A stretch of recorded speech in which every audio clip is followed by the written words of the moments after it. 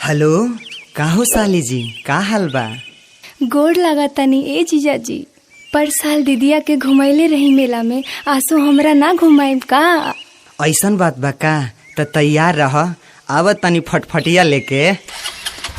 जय जय मैया, जय जय मैया, जय जय मैया, जय जय मैया, जय मां। मेला में आए हुए सभी श्रद्धालु और भक्त जनों से विशेष आग्रह है कि वो प्रसाद खाकर ही जाए। चलो मेला घुमाई द ए जीजा, चलो मेला घुमाई द ए जीजा, चट छोला खियाई द ए जीजा,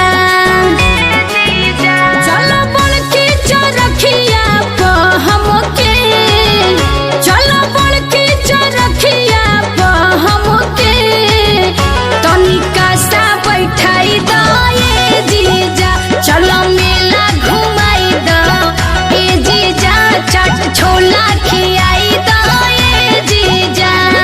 चला जीजा मेला घुमाई दा की मनवा के सरधा पुराई दा।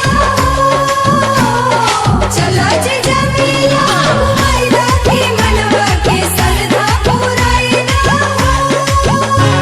सूचना सूचना सूचना, एक आवश्यक सूचना।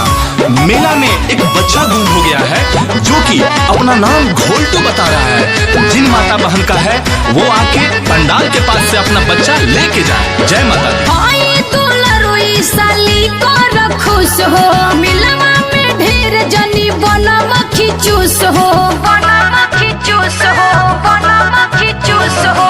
आई दुलरुई साली कर खुश हो, मिलवा में ढेर जनी बनम खिचूस हो।